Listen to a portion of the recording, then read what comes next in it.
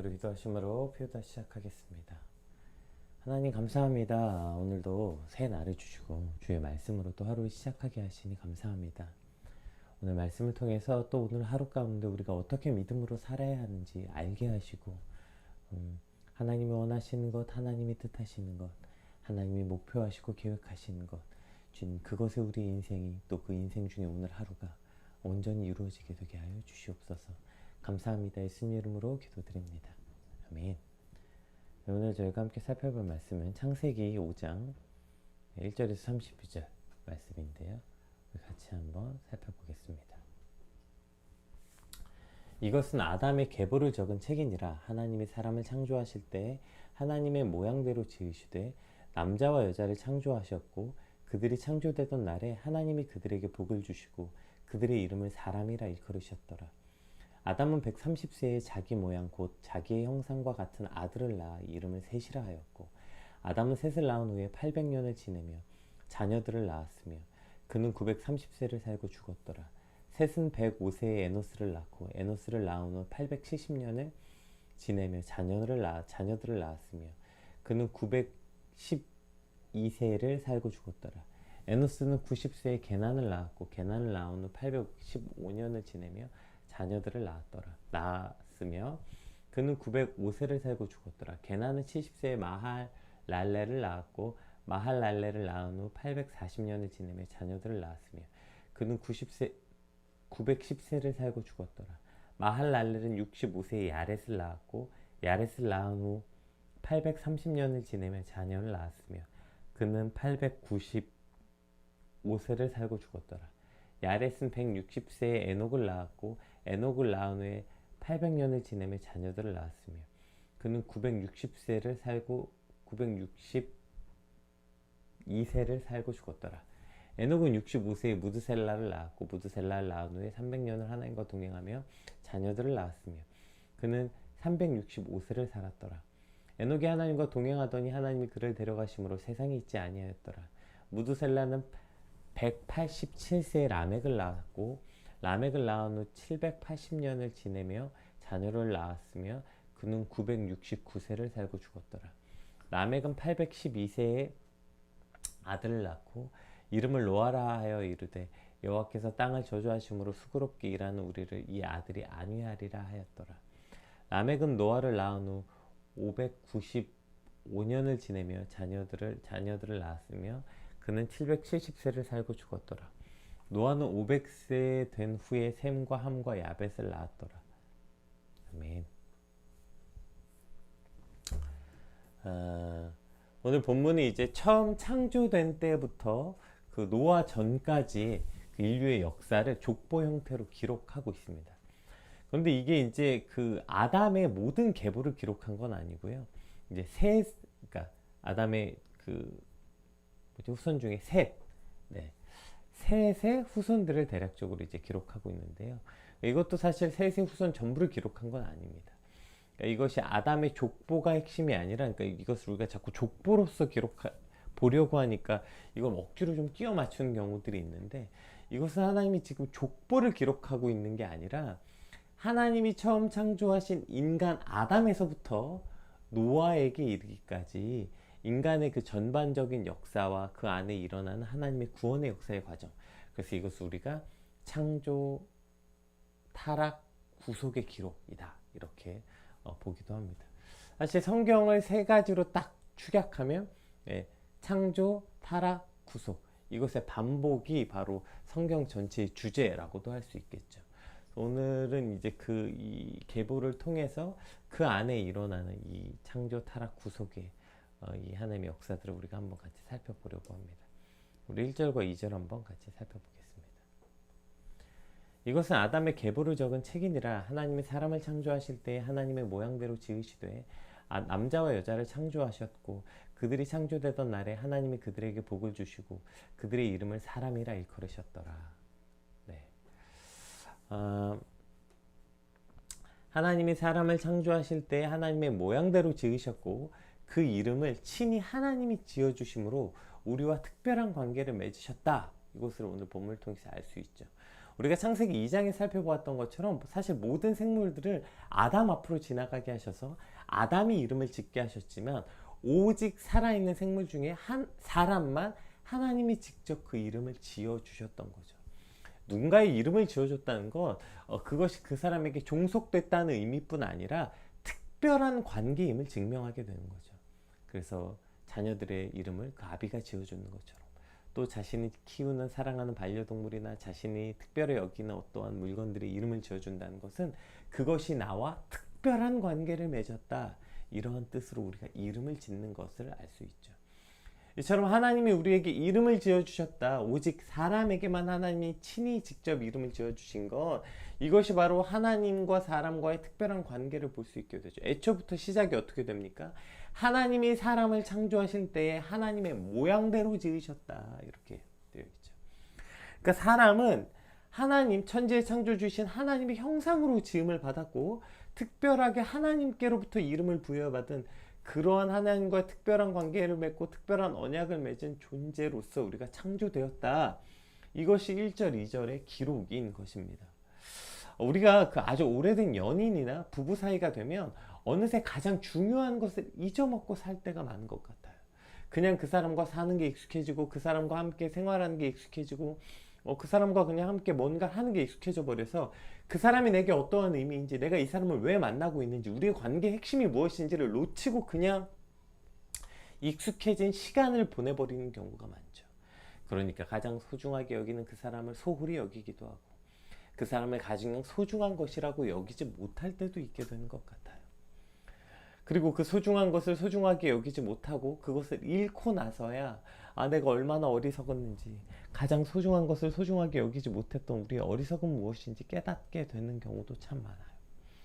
그렇게 가장 소중한 것, 가장 중요한 것을 놓치고 살다가 그것을 그냥 그대로 그냥 원래 가진 의미를 잃어버리는 경우도 있지만, 그러다 어느 날 내가 이 사람을 얼마나 사랑하는지, 또 이 사람에게 사랑받는 그 사랑이 얼마나 소중한 것인지 깨달아서 다시 한번 그 온전한 관계가 회복되는 경우도 있게 되는 것이죠. 그래서 지금 우리가 같이 있다는 이 사실을 기억하게 될 때, 내가 이 사람을 너무너무 사랑해서 지금 같이 있는 거지. 그래서 내가 사귀고 있는 거지. 그래서 내가 이 사람과 살고 있는 거지. 그 사람에게 받은 이 사랑이 얼마나 소중한 것인지 깨닫게 돼서 다시 관계의 기쁨을 회복시키고 다시 그 행복을 맛볼 수 있게 되는 것이죠. 문제는 이것을 그냥 계속 놓치고 있다가 결국에 그것을 회복하지 못하고 그냥 그렇게 상투적인 관계로 평생을 살거나, 혹은 연인인 경우엔 그것이 회복되지 않아서 그냥 헤어지게 되는 것이죠. 오늘 우리와 하나님과의 관계도 마찬가지입니다. 내가 하나님의 형상대로 창조되었고 하나님의 모든 피조물 중에 이름을 지어주신 나는 그렇게 특별한 존재로서 창조되었지, 하나님이 나와 그렇게 특별한 존재로 나를 여기시고 그러한 관계 속에서 우리가 시작되었지, 이 가장 중요한 의미와 목적을 잃어버릴 때 마치 하나님과의 비즈니스 관계처럼 나는 회개하고 하나님이 용서하시고, 그냥 이런 상투적인 관계, 나는 기도하고 하나님이 소원을 들어주시고, 이러한 기계적인 관계로 전락해 버리는 것이죠. 마치 그냥 오래된 연인과도 같이요, 오래된 10년, 20년을 산 부부같이 그냥 그렇게 사는 거지. 하나님 계시고 나는 있고 하나님 날 지켜주시고 난 또 하나님께 영광을 돌리고, 그냥 이런 어떤 기계적 관계, 상투적 관계에 전락해 버리는 것입니다. 그러나 오늘 말씀을 통해서 하나님이 나를 어떠한 존재로 특별히 지으셨는지, 내가 뭐라고, 하나님이 처음부터 우리를 하나님의 모양대로 지으셨고 특별히 나에게 이름을 붙여주셨, 이 놀라운 하나님의 그 은혜와 맞아, 하나님과 나는 이러한 특별한 존재로 지음받았고 하나님이 나와 이렇게 특별한 관계 맺기를 원하시는 존재로 우리가 지음받았지, 이것을 기억하고 다시 한번 그 관계로 회복하게 되게 될 때 우리는 그냥 하나님과 그냥 이렇게 기계적이고 상투적인 관계가 아니라 사랑받고 사랑하게 되는, 오늘 말씀을 통해 다시 한번 내가 누구이고 어떠한 존재로 창조되었는지 하나님과의 온전한 관계로 회복되는 시간이 되길 소망합니다. 우리 3절에서 5절 말씀도 한번 같이 살펴보겠습니다. 아담은 130세에 자기의 모양 곧 자기의 형상과 같은 아들을 낳아 이름을 셋이라 하였고, 아담은 셋을 낳은 후 800년을 지내며 자녀를 낳았으며 그는 930세를 살고 죽었더라. 이렇게 되어 있습니다. 이제 아담에 관한 이야기가 나오는데요. 우리가 1절에서 2절은 사람의 본래 창조된 형상과 목적이 무엇인지를 보여주었다면 3절에서 5절은 안타깝게도 그렇게 하나님의 형상으로 창조되었고 하나님의 특별한 존재로 창조된 사람이 하나님과의 언약을 파기함으로써 죄를 짓게 되었고 이제 그 죄의 결과가 3절에서 5절에 기록되어 있어요. 그러니까 아담은 130세에 낳은 아들, 그 하나님의 형상이 아니라 자기의 형상과 같은 아들을 낳게 돼요. 아담은 130세에 자기의 모양, 자기의 형상, 여기서 말하는 자기는 아담의 모양, 아담의 형상을 닮은 아들을 낳게 됩니다. 그러니까 더 이상 인간은 하나님의 형상으로서가 아니라 이제 타락하고 오염된 인간의 형상으로서 그 모든 후손이 전해져 내려가는 것을 볼 수 있게 되죠. 그리고 그 가장 핵심적 증거 중에 하나가 바로 죽었더라입니다. 그러니까 하나님의 형상대로 창조되었던 아담은 본래 그는 하나님과 같이 영원히 에덴에서 살게 창조되었죠. 그러나 그가 이제 하나님과의 언약을 파괴함으로 인간이 죄를 짓게 됨으로 가장 그 대표적 결과가 죽음을 맞게 되었고 이제 아담은 그 자기의 형상, 즉 타락한 인간의 형상의 모양대로 창조된 인간의 모양, 자기의 형상대로 자기 형상을 닮은 아들을 낳았고 그 아들, 그 모든 인류는 이제부터 죽었더라 그게 기록되어 있는 것이죠. 오늘 본문에 낳았으며 다음으로 가장 많이 등장하는 단어가 그래서 바로 죽었더라입니다. 왜요? 이 죽음은 바로 이 죄의 결과이기 때문이죠. 즉 아담의 타락으로 인해서 이제 그 모든 후손들은 그 결과로 죽음을 맞이하게 되었습니다. 이제 모든 인간은 하나님의 형상으로서의 존귀함이 아니라 오염되고 타락한 인간의 형상이 되물림되는 안타까운 상황에 처하게 되었음을 오늘 본문에 기록하고 있는 것이죠. 그리고 그대로의 형상이 우리도 이 안타까운 상황에서 벗어날 수 없게 되는 것입니다.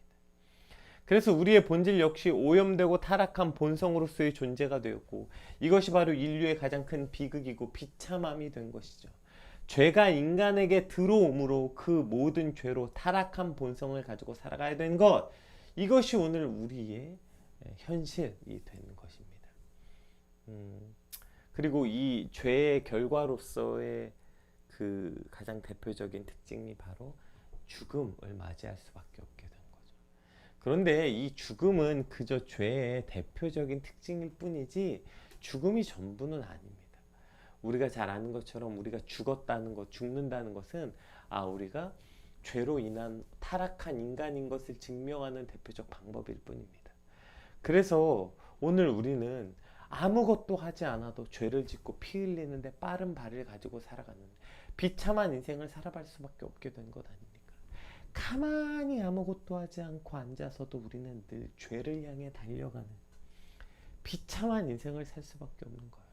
가만히 앉아서도 죄를 짓는 것에는 숨쉬듯 익숙해지고 선을 행하는 데는 죽을 힘을 다해서 노력해야 되는 완전히 타락한 인간, 완전히 죄로 오염돼 버린 그것이 뭐 천사 같은 악이일지라도요. 모든 인간은 그렇게 타락한 존재의 본성을 가질 수밖에 없는 비참한 존재, 그것이 우리의 존재가 되었다는 것입니다. 이것이 우리의 가장 큰 비극이죠. 모든 인류의 가장 큰 비극일 수밖에 없어요. 아담이 죄로 인해서 에덴 동산에서 쫓겨나고 모든 인간은 이제 하나님의 형상이 아니라 그 오염된 아담의 형상과 모양대로 우리는 계속 낳고 죽고 살아갈 수밖에 없게 된다는 것입니다. 그러나 오늘 본문은 하나님이 그렇게 인간을 창조했지만 죄로 인간은 타락됐고 우리는 그렇게 비참하게 모든 인류는 끝이 났습니다. 이렇게 기록되어 있지 않습니다. 너무 감사하게도 오늘 본문엔 창조와 타락이 여태까지 3절까지의 내용이었다면 이제 본문은 그 안에 구속이라는 놀라운 은혜의 말씀을 발견할 수 있습니다. 자 보세요. 이제부터 5절 이후에 낳고 죽고 속에서 21절에 에녹이 등장합니다. 우리 21절부터 24절 말씀 한번 같이 살펴보겠습니다. 21절에서 24절 볼게요. 에녹은 65세에 무드셀라를 낳았고 무드셀라를 낳은 후 300년과 하나님과 동행하며 자녀들을 낳았으며 그는 365세를 살았더라. 에녹이 하나님과 동행하더니 하나님이 그를 데려가심으로 세상에 있지 아니하였더라. 아멘. 보세요. 에녹이 두 번이나 등장하죠. 그가 하나님과 동행하며 자식을 낳았다. 하나님과 동행한다는 표현이 지금 에녹에게 최초로 등장하고요. 그리고 에녹은 그렇게 살다가 갑자기 죽었다는 말이 없어요. 그는 365세를 살다가 하나님이 그를 데려가심으로 세상에 있지 아니하였더라 되었고, 히브리서 기자는 이것을 이렇게 표현하고 있습니다. 히브리서 11장 5절에 믿음으로 에녹은 죽음을 보지 않고 옮겨졌으니 하나님이 그를 옮기심으로 다시 보이지 아니하였느니라. 그는 옮겨지기 전에 하나님을 기쁘시게 하는 자라 하는 증거를 받았느니라. 아멘. 자, 보세요. 계속 낳고 죽고 죽음이 뭐라 그랬죠? 죄의 결과라고 했잖아요. 여태까지 그렇게 사람들은 계속 하나님의 형상으로 창조되었고 그 창조된 것이 파괴됨으로 죽음이라는 그 죄의 대표적 결과를 가져왔고요. 그렇게 죄 속에서 허우적거리면서 살아가야 되는 비참한 인생, 그냥 그렇게 낳고 죽고 어쩌면 그렇게 허무한 인생으로 모든 인생이 기록된 것처럼 보이지만 갑자기 에녹이라는 사람이 등장합니다. 그리고 이제 그 에녹은 죄의 결과인 죽음을 보지 않고 하나님께로 가는 사람이 등장하게 되는 것이죠. 이것이 바로 오늘 우리에게 하나님의 구원이라는 소망을 주시게 되는 거예요. 죽음을 보지 않은 이 한 사람, 즉 죄의 결과인 이 죽음을 보지 않고 그 한 사람이 구원을 얻게 돼요. 아담이 죄를 지어 이제 그 모든 후손은 망하고 끝난 것이 아니라 하나님은 그중 한 사람인 에녹을 예표로 삼아서 그는 하나님과 늘 동행하는 삶을 살다가 그러다 결국 죄의 결과인 죽음을 보지 않고 죽음을 속에서 그를 구원해 주신 것, 그 모든 인류가 죽음을 본 것에서 유일한 한 사람, 그를 예표로 삼으셔서 그가 더 이상 죽음을 보지 않고 하나님이 그를 하나님 곁으로 데려가 준 이 구속의 은혜, 구원의 은혜를 보게 됩니다. 그리고 오늘 본문은 그 중에서 특별한 한 사람의 기록이 또 등장합니다. 또 낳고 죽고 하다가 에녹이랑 또 한 사람 누가 등장해요? 바로 노아가 등장하는데요. 우리 28절부터 한번 읽어볼게요. 28절. 라멕은 182세에 아들을 낳고 그 이름을 노아라 하여 이르되 여호와께서 땅을 저주하심으로 수고롭게 일하는 우리를 이 아들이 안위하리라 하였더라. 라멕은 노아를 낳은 후에 599년 지내고 자녀를 낳았다. 네, 이제 끝이 나죠. 자, 노아가 또 등장해요. 근데 노아의 이름이 등장해요. 그러니까 하나님께서 땅을 저주하셨어요. 이 두 번째 결과죠. 자, 죽음이 죄의 대표적인 첫 번째 결과고 두 번째 결과가 뭐였어요? 이제 땅에서 엉겅퀴가 나고 그래서 너희가 수고하고 애써야만 수확을 얻을 수 있다. 그래서 여호와께서 땅을 저주하심으로 우리가 수고롭게 일해야 열심히 노력하고 애써야 간신히 조금의 수확을 거둘 수 있고 때로는 수확을 거두지 못하는 허무에 빠져야 하는 이제 그러한 고통이 있어야 하는데 이제 하나님이 노아를 주심으로 우리에게 이 아들이 안위하리라. 여기서 안위하다라는 말은 위로하다 이런 뜻입니다. 그러니까 여기서 안위하다라는 뜻을 보면, 그러니까 또 이것이 이제 그 미완료형으로 이제 쓰여져 있어요. 그러니까 나함의 미완료형. 그러니까 여기서 안위하다는 게 이제 나함의 미완료형이 바로 위로하다. 게다가 이것이 미완료형이기 때문에 하나님께서 이제 지속적으로 위로해 주실 것이다라는 기대를 쓰게 되는 것이죠. 누굴 통해서? 노아를 통해서. 그러니 하나님이 그냥 처음에 에녹을 통해서는 죽음에서 건져주셨고 노아를 통해서는 이제 그 모든 고통, 그 땅에 엉겅퀴가 나고 노력을 해도 노력의 결과대로 얻어지지 않는 인생의 수고로 우리에게도 여전히 있는 거 아닙니까? 여러분, 노력한 대로 노력한 만큼 이 땅이 정직한가요? 아니요. 이것이 그냥 하나님 우리에게 주신 그 죄의 결과예요. 열심히 노력하고 수고하지만 수고해도 수확을 온전히 얻지 못하게 될 그 땅에 엉겅퀴가 나고 그렇게 어려움 속에서 수확해야 되는, 그러나 그곳에서 우리를 위로하실 것이다, 노아를 통해서 말씀해주고 있는 거죠. 자, 오늘 본문을 통해서 이 죄의 가장 특별한 이 두 가지 결과, 죽음과 수고로움 속에서 하나님은 죽음을 보지 않고 구원하게 하시고 또 그 수고로움 속에서 위로하시는 이 구속과 구원의 은혜를 에녹이라는 사람과 노아를 예표로 보여주세요. 그리고 이들이 결국 누구를 예표하는 것입니까? 에녹과 노아를 얘기하고 있는 겁니까? 아니요. 오늘 본문은 이 죽음을 보지 않고 건짐을 받게 되는, 즉 부활하신 예수 그리스도를 예표하고 모든 인간들의 고통과 수고로움에 그 눈물을 닦아주시고 위로하시는 예수 그리스도를 지금 예표하고 있는 거예요. 오늘 본문에서 말하고 있는 건 인간은 그렇게 모든 존귀하게 창조되었고 하나님의 형상으로 창조되었고 그렇게 해서 특별한 관계 맺음으로 창조되었으나 죄로 인해서 비참한 인생을 살아갈 수밖에 없고, 그러나 거기서 끝나는 게 아니라 바로 예수 그리스도를 통해서 인간은 다시 한번 그 사망에서 건짐을 받고 고통 가운데서 위로를 얻는 존재로 다시 구속의 은혜, 구원의 은혜를 우리에게 허락해 주셨다는 것입니다. 오늘 그 예수님을 통해서 우리는 다시 그 죄에서 구원을 얻게 되고 그 고통 가운데서 위로를 얻는 삶을 살 수 있게 되는 거예요. 그래서 예수 그리스도 말고는 아무것도 없게 되는 것이죠. 오늘 이 구원의 족보가 결국에는 이것이 아담의 족보가 아니라 하나님이 창조, 타락, 구속, 결국 예수 그리스도를 향해서 예수 그리스도를 통해서 인간을 어떻게 구속해 가고 계시는지에 대한 기록이라는 사실입니다. 오늘 그것처럼 저와 여러분의 인생도 오늘 본문에 낳고 죽고 때로는 이렇게 허망한 인생처럼 보이기도 하고요.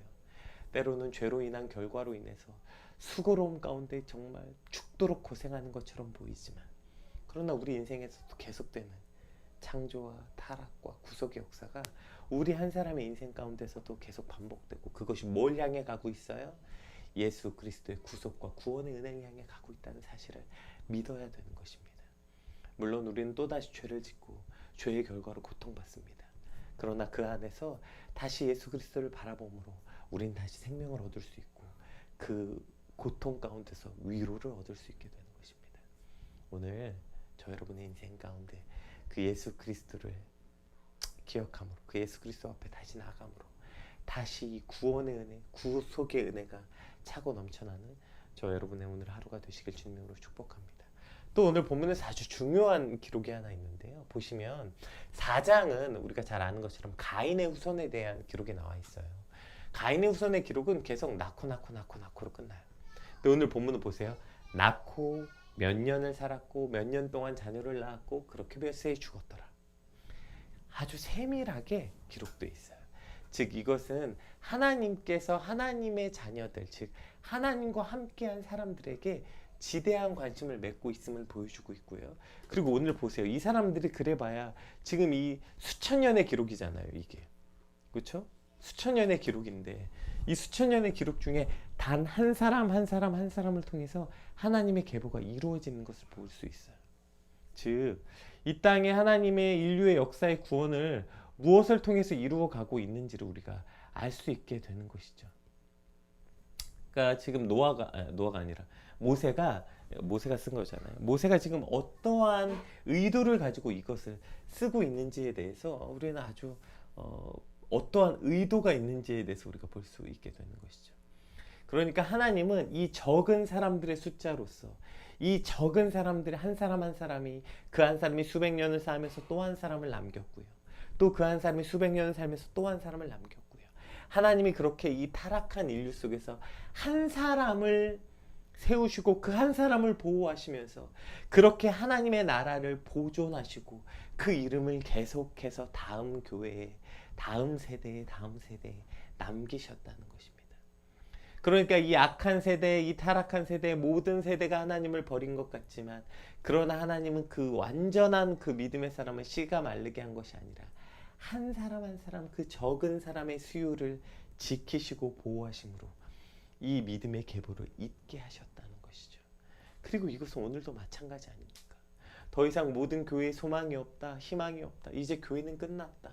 여러분, 이 모든 일은요, 창조부터 지금까지 계속 이루어졌던 일이에요.